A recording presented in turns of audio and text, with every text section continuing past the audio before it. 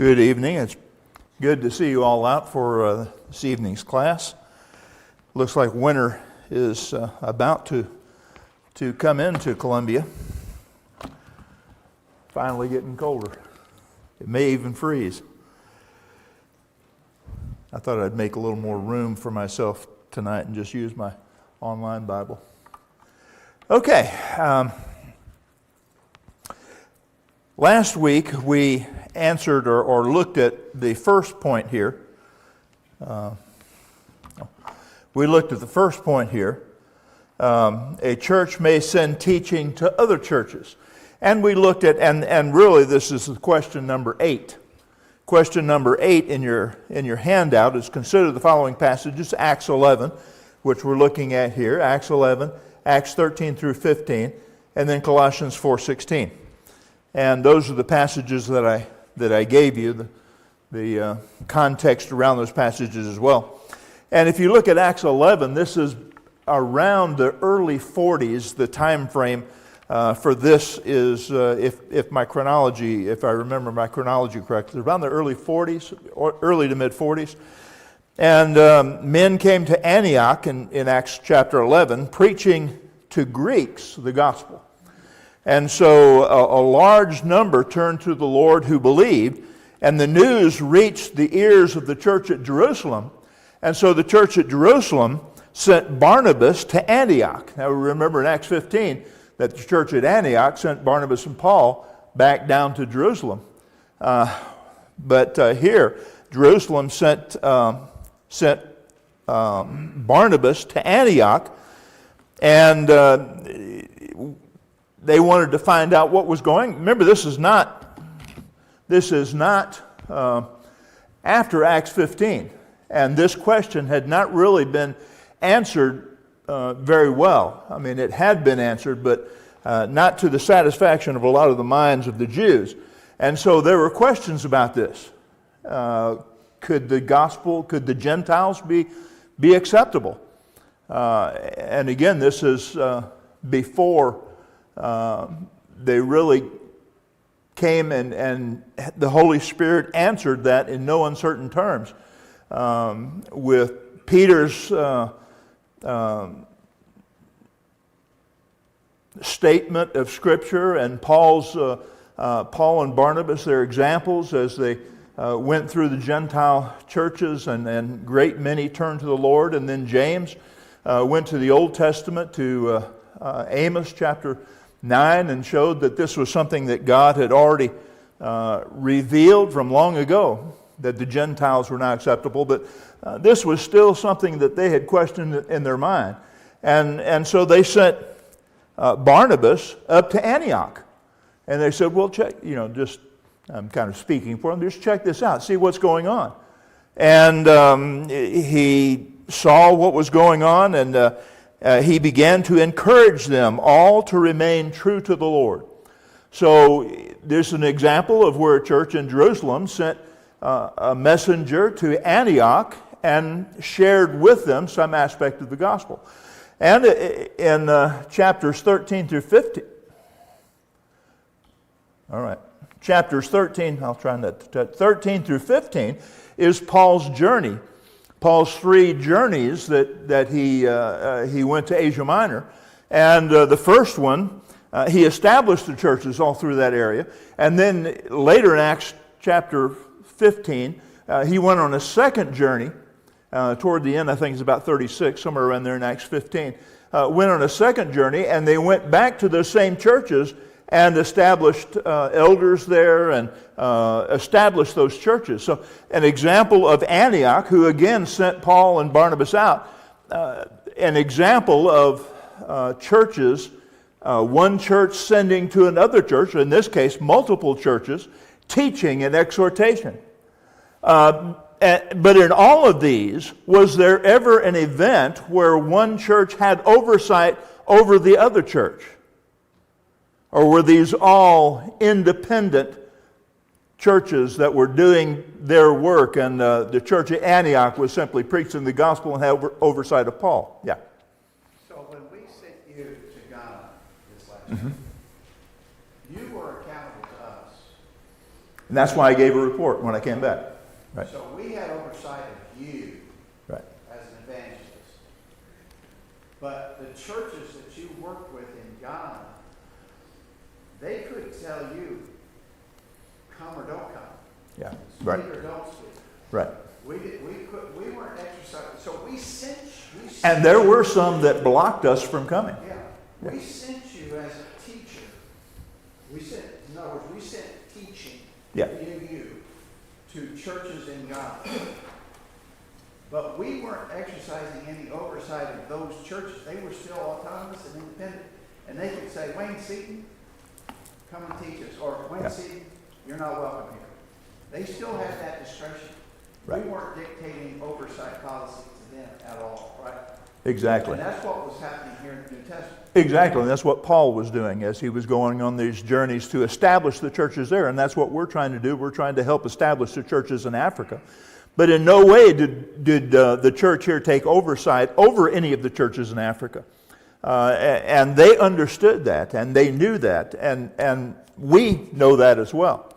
But remember back in the 60s when this sponsoring church issue was being heavily debated, there were churches that would set up mission sites. They would purchase the land in foreign countries, build the buildings there, and they would have oversight over that mission, what they called a mission field. They couldn't call it a church, a congregation, because it was wrong for one church to have oversight of a congregation over another congregation. So they called it a mission field. And so they had oversight. That's having oversight well beyond what the New Testament gives the authority for churches to have and for elderships to have. That's nowhere near what we're seeing here in the New Testament. It's not what we did when we went out to Ghana and started preaching there. So as we looked at that first one, and Colossians 4:16, I've forgotten. Colossians 4:16.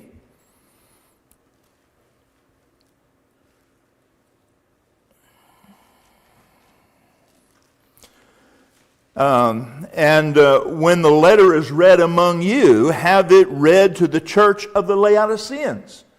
So here's an example where Paul writes a letter to the church at Colossae, and then he exhorts them to have them send that church or that letter to the church at Colossae, or the church at Laodicea, which is probably the church of the Ephesians, as we understand it, but the church of the Laodiceans. And you, on your part, read my letter that is coming from Laodicea. And so there was an exchanging of information, an exchanging of teaching that was common among churches in the first century. As a matter of fact, what historians tell us is that when a church would receive an epistle from Paul or an apostle somewhere, they would make a copy of that. And then when they made a copy of that, then they would send that out. And the church that received that, so they would have their own copy, and then they sent that out. So the church, when they received that, would make their own copy and send it out to another church. That's historically what churches did. So that's why you wind up with like 50,000 manuscripts of the New Testament, or of the Bible in general. 50 to 60,000 of these are in existence. They found a bunch of them in Russia when Russia opened up 20 years ago, whenever it was. And that was the last accounting that I remember. It was like 53,000 manuscripts of the New Testament that were in existence. And so that was common, everyday occurrences in the New Testament. That's how New Testament churches cooperated. And it's kind of interesting, when we went to Ghana, they called us non-cooperation brethren. And I said, wait a minute. We, the church here at College View, is cooperating with the church here in Africa as we're presenting the gospel. They sent me to you, and we're studying the gospel together. Isn't that church cooperation? And they didn't really know how to answer that, but they had to answer yes. And so they can't call us non-cooperation brethren because we believe in church cooperation. But we believe in scriptural church cooperation, not the unscriptural church cooperation of the sponsoring church that institutional brethren almost always resort to. And then that takes us to point 2. We looked at point 1 last week. We'll look at point 2 now. Church may support its own evangelist. And that's question number 9 that I asked. May a church scripturally support its own evangelist? And I said, consider 1 Corinthians 9, 11 through 13. Actually, it begins in verse 7. 2 Corinthians 11, 8, 2 Corinthians 12, 13. May a church, and I flubbed up there, a church, scripturally support its own evangelist. And gave those examples. 1 Corinthians 9:11, if we sowed you spiritual things, should we not reap carnal things? Right? And so he goes on, and I believe it begins in verse 7, what soldier serves at his own expense? Or who plants a crop and does not take from the crop, eat of the crop?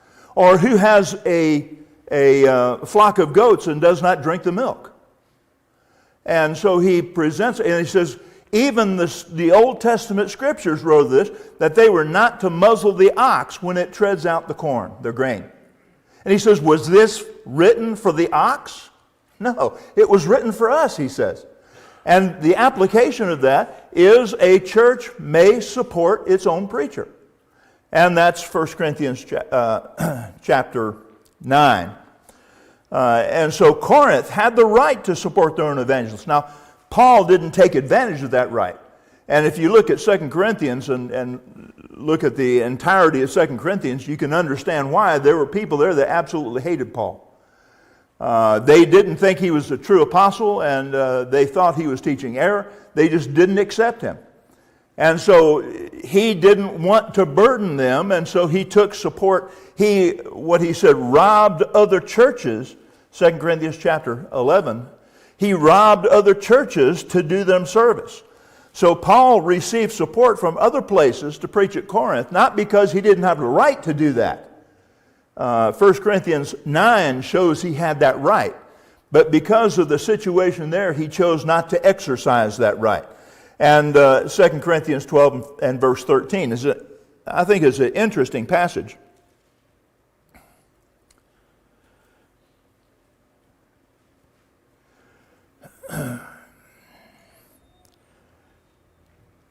Where he says in verse 12, the signs of a true apostle were performed among you with all perseverance by signs and wonders and miracles. For in what respect were you treated as inferior to the rest of the churches, except that I myself did not become a burden to you? In other words, he did not receive support from them. He did not burden them financially. Interesting, he says, forgive me this wrong. If I have treated you, in other words, if I have treated you in a way that made you feel inferior to other churches, forgive me this wrong. And so that shows that a church may support its own preacher. Paul was supported by the church at Philippi in Philippians chapter 4, verses 14 through 18. I thought I might have had that written down. Nevertheless, you have done well to share with me in my afflictions. You yourselves, you also know Philippians, that are first preaching the gospel after I left Macedonia. No church shared with me in the matter of giving and receiving, but you alone. And for even in Thessalonica, you sent a gift more than once to my needs. Though that goes down to point 3. One church may support an evangelist at another church. I kind of crossed my points here. But a church may also support its own evangelist, but it may send support to an evangelist at another church. And this church does that. We're supporting 5 preachers, and I send the checks out, I can't remember. 5 preachers in Ghana, 1 preacher in South America, 3 preachers in South America, several in North America, And so we understand that, and we get that authority from the Scriptures, and this is the point that we're making. One church may send support to an evangelist at another church. And then the fourth point is several churches may support an evangelist at another church. When I was in when I was in South Carolina was not able to support me fully, so I received support from other churches, multiple churches. And so several churches may support an evangelist in another church, just like we do. Paul received support from other churches to preach in Corinth, 2 Corinthians 11:8. We've already looked at that. I robbed other churches to do you service. And so that's the next two questions. Consider the following passage, Philippians 4. May a church scripturally send support to a preacher remotely while working with another church? Yes, they can. Paul shows that.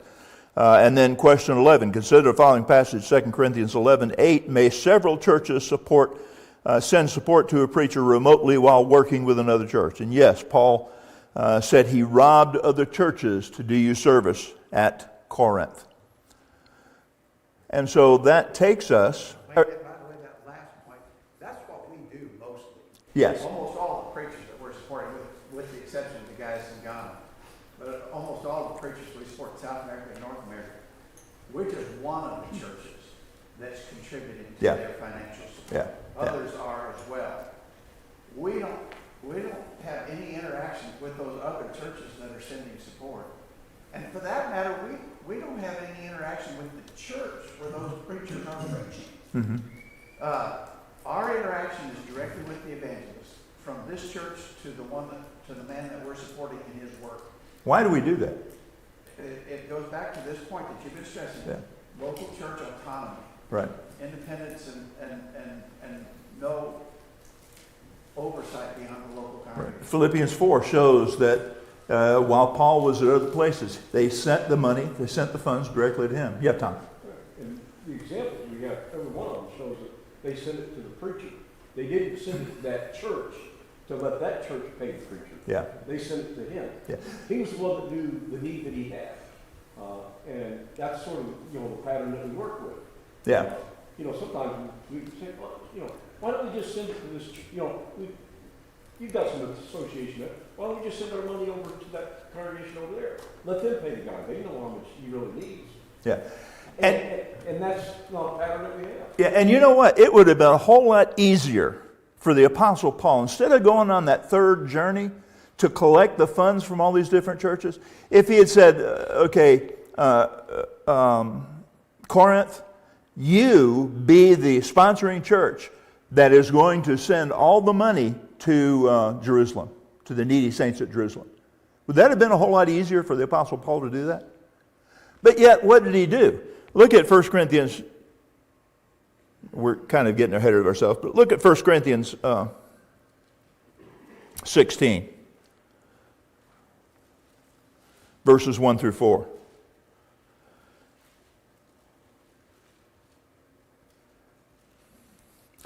And now notice, remember, Paul is an apostle. Part of his work was to order churches. Notice what he says here. Now concerning the collection for the saints, as I gave order to the churches of Galatia, so do you also. On the first day of the week, let each one of you put aside and save, as he may prosper, so that no collections be made when I come. And when I arrive, whomever you may approve, I will send them with letters to carry your gift to Jerusalem. So when Paul went to Galatia, he took with him the representative of the church at Galatia who would take the funds. The money just wasn't handed over to the Apostle Paul. He said, when I arrive, whomever you approve, I will send them with letters to carry your gift to Jerusalem. There was no sharing of funds. There was no collect or pooling of funds together. And then if it is fitting for me to go, well, wait a minute, I thought Paul was in charge of this whole thing. No, he recognized each church's autonomy and each church's independence. And so each church set up their own emissaries who would take their gift, not the gift of the church at Jerusalem, or the church at Corinth. They weren't the sponsoring church, and then Corinth sent that money. It was all the local churches that would send their own emissaries with their own offering. I just think we really want to stress that this is the pattern we try to imitate today. This is not just a theological exercise. This is not just a theoretical concept. This is actual practice. Yeah. It wasn't the first century church as well. So every month we communicate with the preachers we're supporting. We send them a check every month. Every month or nearly every month they send us a report of the work that they're doing. We're trying to make it every month. So we have consistent. I know how to contact every one of those preachers. Yeah. I don't know how to contact the churches where they are. Now, I'm sure I could find out if there was a necessity. But I just to stress that we're not overseeing those churches. I wouldn't even know. I could find out, I think, but right now I don't know how to contact those churches directly. Yeah. Where these men are working. Yeah. We don't have any reason to. Right. Our contact is with the preacher. Exactly. Yeah, Tom. You went with somebody else, Steve Walker, right? Yeah. Yeah. Steve and the guy in Florida. I forget his name anyway. Yeah. Well, Chris Reeves one time. Yeah, yeah, But, where's Steve preach? yeah. In Dixon County. In Dixon County. Yeah. We didn't send them, we could have supported Steve, we could have sent money in, but we didn't send them, if we did, we wouldn't have sent the money over to where he preaches in Dixon County and let them send it. Right. At one time, there was a question about whether or not he was going to be able to raise support, and the church here said that we might be able to support him, but the money would have been sent straight to him. Right. It wouldn't have been sent. Where- Yeah, wouldn't have been sent anywhere else. So, Right. That's sort of the guideline for us too. Even doing that, now, maybe, somebody here might have taken and sent some money over to, Dixon River for him to be able to know, and that wouldn't have been a problem. An individual could do something like that. But this is not how the majority of churches of Christ do this work. Yeah. The majority of churches of Christ set up a sponsoring church. College View would be the sponsoring church, say, and then they would say, well, we don't have the funds to send Wayne, so let's say we didn't have the funds to send Wayne, so we need to collect money from churches within Middle Tennessee, and then we can send Wayne, and we'll take oversight of that work. And, that's the way majority of churches, but that's not the way it was done in the New Testament, which is why we don't do that, which is why we don't have a sponsoring church set up like other churches do, many other churches do. And it's not because the way we're doing it is easier. I think it's a whole lot easier to have a sponsoring church do everything for these other churches. But that's not the design. That's not the way God designed churches to do their work. He designed them as A, autonomous, E, equal, I, independent, A-E-I-O-U, so they wouldn't owe you. But he set up autonomous, equal, independent churches to do their own work. And this kind of is a summary of what we've been talking about here with evangelism. All churches are equally related in evangelism. Matthew 28:18. Go into all the world, make disciples of all nations, baptizing them in the name of the Father, Son, and the Holy Spirit, and then teaching them to observe all things I've taught you, which what he taught them was go and teach others. And you have that cyclical arrangement, which goes on endlessly. So the church has the authority to send out, and every church has the authority, and the work of every church is equally related in spreading the gospel. Yes, sir. When you say Matthew 28:18 is an individual verse, Say again. when you say that applies to individuals, not to churches? Well, no, I think that was given specifically to the apostles. Exactly. Yeah, and the apostles were to go into all the world. And then whoever they taught, they would be teaching them to go and make disciples, baptizing them. So I think that's the work of the early church as it began through the apostles, the work of the apostles. But it wasn't a command for the local churches, though. I mean, I agree that the local Yeah. churches have a responsibility, because I can see examples of them doing stuff. Mhm. I'm just not sure that we can use that particular scripture to Yeah. back that. But you might not like that. I mean, we've been looking at all kinds of passages that show the church responsibility in evangelism. This is just one that is universal, that I think applies to all churches everywhere.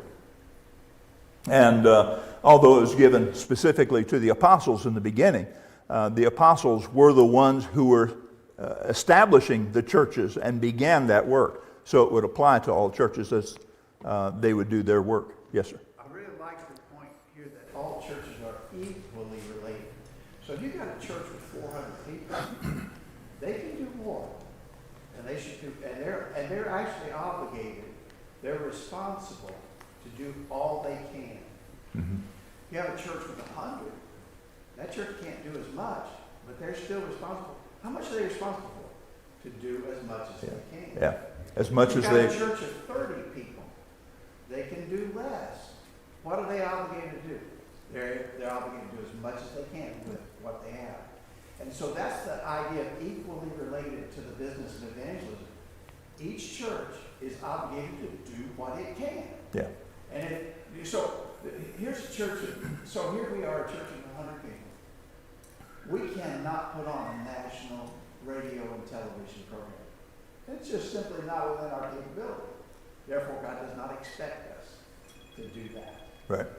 He expects us to do what we can. Exactly. It sounds like the parable of the talents. The one talent man was only responsible for his one talent. He was not responsible for the 5 talent. Yes, sir. Hey, wait, would it be so different if the congregation decided to support a person going to preaching school? Support of what? A person going to preaching school? Well, it would be okay if you could find that in the scriptures. What you might be talking about is supporting an evangelist who is going to preaching school. No, you're No, I sending money to the preaching school. no.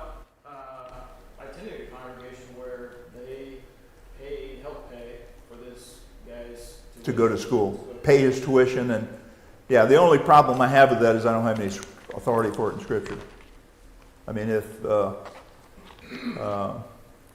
churches are responsible for training their own, Titus chapter 2, and there's no responsibility or obligation of the church to send their people to a preacher training school.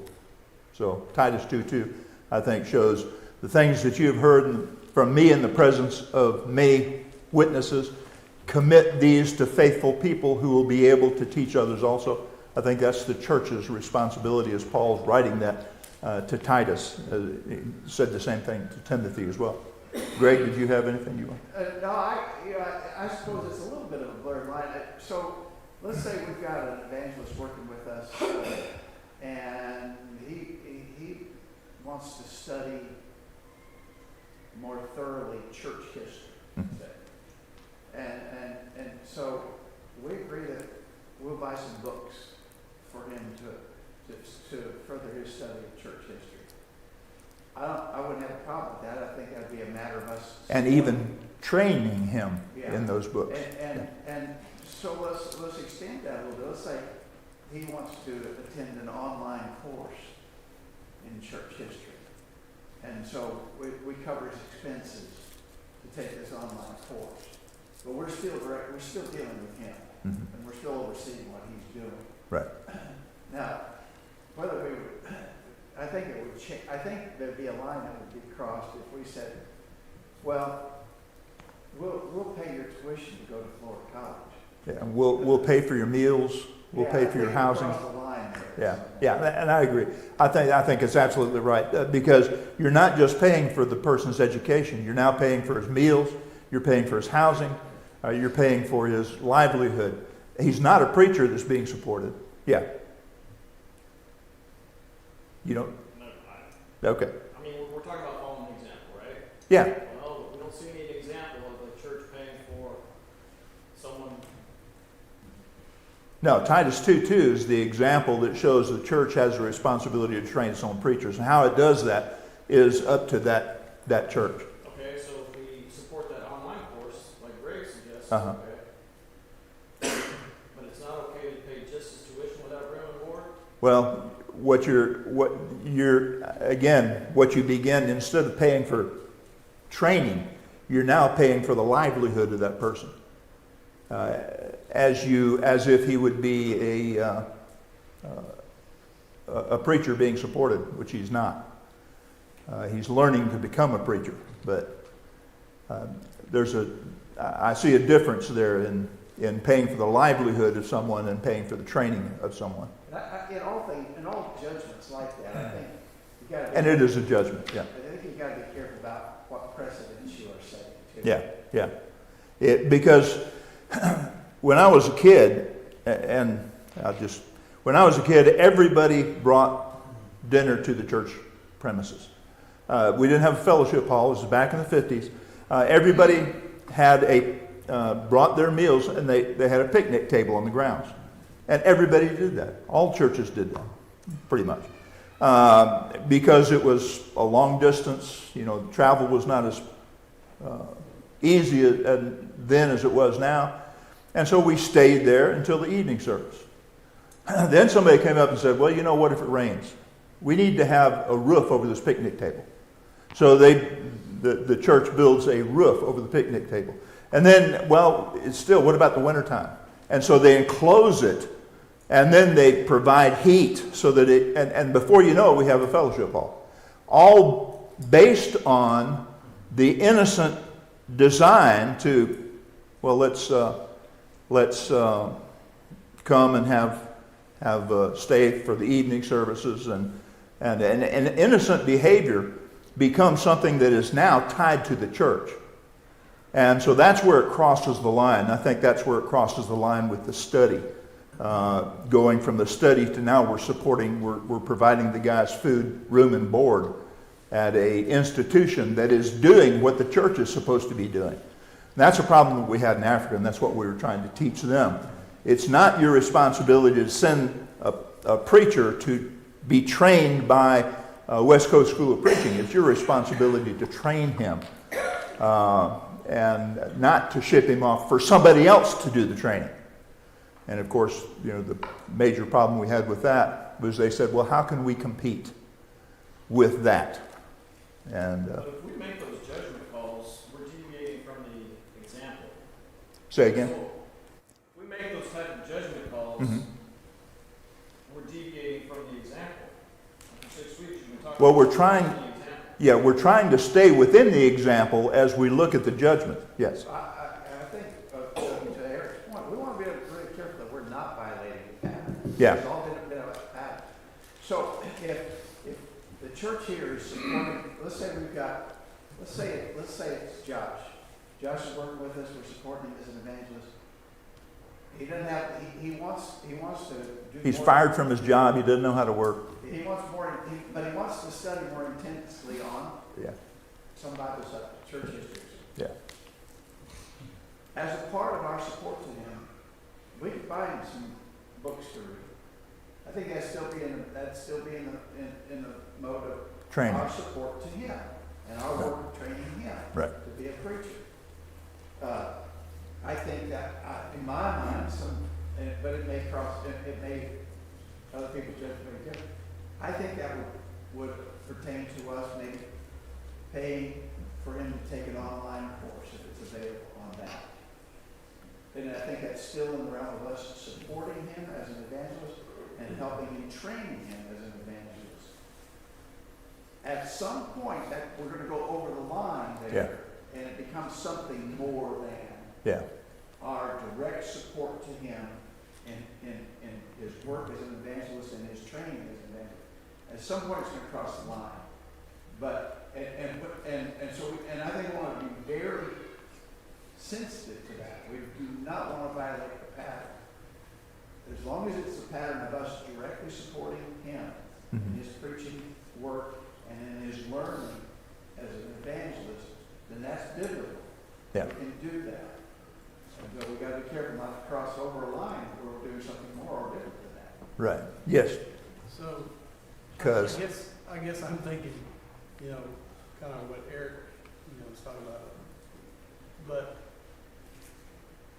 I see where College View has a responsibility to train, to teach. So we teach our young kids, we teach our teenagers. And if we decided the elders decided that they wanted me to teach a class on church history, I wouldn't have a problem with that at all. I'd go back and teach a class we'd buy the books and we'd teach a class on church history. But what if they said, well, we want you to rent a bus and take all the kids up to Kentucky and go around to all the things, and we'll pay for the gas, and we'll pay for their food, and we'll pay for all this. I think that crosses the line. I mean, that's not just teaching. Now we're doing a lot more. Paying for more than just their training. Didn't those just Yeah, their education. training. Right. So I think that you can run this out on a tangent to where basically the churches are supporting everything and doing everything that I don't think the money needs to be going for. Yeah. Yeah. Yeah. And this point, equally related. Every church is equally related in the field of evangelism, to preach the gospel. That's the design of the church. Edification, evangelism, and limited benevolence. That's every church's responsibility. Now, benevolence may have a little more of a less equal, I guess. The church here, as an example, we're talking about benevolence. The church here has a unique responsibility to the needy saints here. The church in Kentucky doesn't have a responsibility to the church here. So there's in the field of benevolence, there is an inequality that we might be able to have that we cannot satisfy. That we cannot, like the Church of Jerusalem did. They had a famine. They couldn't satisfy the need, and that was their unique responsibility to take care of those brethren, those needy saints there. So they petitioned, or Paul petitioned other churches to help with that need. But that's not the pattern in evangelism. The pattern in evangelism is what we've been studying, is they are equally related. You can never have an abundance of evangelism that one church can fulfill and a minimal need or work that a smaller church can fulfill. They all are equally related and have the same responsibility, though they may have a different ability. They have the same responsibility. No church can have an abundance that it may surrender to another church, and we don't see that in the New Testament. In evangelism we're talking about. This is biblical pattern for evangelism. An example of the abuse of this point is Thomas B. Warren's. And look what he says. You have it in your study, Lectures on Church Cooperation at Orphans' Homes, as he presents the proposition that he's trying to defend. And that is, here's a statement of what I'm understanding, what I'm undertaking to prove. The Scriptures teach that one church has the right to contribute to, send funds to, render assistance to another church which has assumed or undertaken the oversight of the work to which both churches sustain the same relationship before the assumption of the oversight. He understands that once a sponsoring church takes the oversight of a work, that there is no longer an equal relationship that exists. And that's the problem. He's very honest then. That's the problem with the sponsoring church arrangement, is it creates an inequality. It creates an avenue where autonomy is violated. It creates an attitude or an environment where independence is violated. And so that's, notice he admits both churches sustain the same relationship to the work of evangelism before the oversight. The oversight's really the problem, as we were discussing last week. Then in the next phase, or he says also in his book, in the next place, let us note that the elders of Church A go down to the radio station. They sign a contract. Before they sign the contract, neither one of these two churches had the oversight or the accomplishment of preaching the gospel on that particular radio broadcast. We all understand that. Suppose it had been the Church Street and Burbank Garden congregation right here in Grand Prairie. All of them, each of them is equally related in that sense. That is the elders of neither church has the oversight of the particular work. But suppose the elders of the Burbank church goes down and they sign a contract. Are these two churches still equally related? And he says, obviously not. Of course not. To even ask that, it's a ridiculous question. Of course not. And he's right. They are not now equally related. We all understand that the elders of the Burbank church, which have the right to, would have the right to sign whether Brother Singleton preached on the radio and the details of how the program would be carried on. That's the problem. That one church does all of the decision making for that work. They pay all the bills. They make all of the arrangements for that work that other churches are supporting. And so they are working, in effect, as diocesan elders over the other churches in that work. And I said, exactly one church, and I say exactly, one church assumes the oversight and work where there, and when they do that, there is no longer equality in that work. Is that, I want to really stress that, is that something we can all understand? We can all see that? That now, with the sponsoring church, there is no longer equality. And, oops, wrong. All churches have the same responsibility to preach the gospel. They are all equally related to the work of evangelism. Notice a change in that scriptural relationship between the churches in the sponsoring church. He admits, Thomas B. Warren admits, both churches sustain the same relationship to the work in evangelism. And that's exactly right. And then he says he also admits that there is a changed relationship of the two churches in that work. Again, he's exactly right. The elders of the one church assumes the oversight of the work, and I ask, by what scriptural authority do they oversee that work? Do they assume that work that other churches are involved in? See the problem? The oversight goes beyond the church that is among them. The eldership no longer assumes oversight or has oversight over the church which is among them. They have expanded the oversight to other churches and the work of other churches, the funds of other churches, the resources of other churches in that work. Just because a church gives to a sponsoring church doesn't mean the sponsoring church elders oversee everything of those churches. But they do oversee everything of that work that they are charged, that they are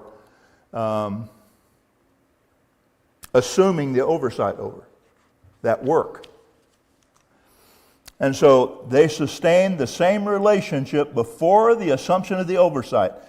And the problem is, that's the problem of the sponsoring church, there is a changed relationship between the churches. They're no longer autonomous. They're no longer independent. They're no longer equal. Sponsoring churches are actually doing the work, and the sending churches are merely the fundraising organizations for the sponsoring church. Is that an equal relationship? No, that's an inequality. Those giving churches have surrendered their work to the sponsoring church, creating that changed relationship that Thomas B. Warren talks about. That's the problem. There should not be a changed relationship as we look at the work of evangelism. No sponsoring church can do the work of evangelism for other churches. If they can, just give me a passage.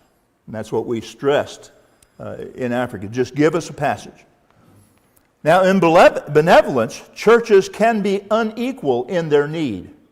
And we saw that with Jerusalem, and we saw that with the churches at Judea. One church may be unequal to other churches due to a greater need, such as a famine. And we see that in 2 Corinthians chapter 8. This is the reason for the distinctive pattern in benevolence, which leads to the next point. And this ends the work that we've been looking at with evangelism, which is where I was hoping to get to by the end of this class. Any questions or comments that you might have? I appreciate all the questions that you might have about this. It really is imperative that we really focus on this material and look at it from the Scriptures. And that's why I presented all these Scriptures for us to look at, to see, ensure that we are doing what we ought to be doing in the field of evangelism. So keep the questions coming. I appreciate them. Thank you.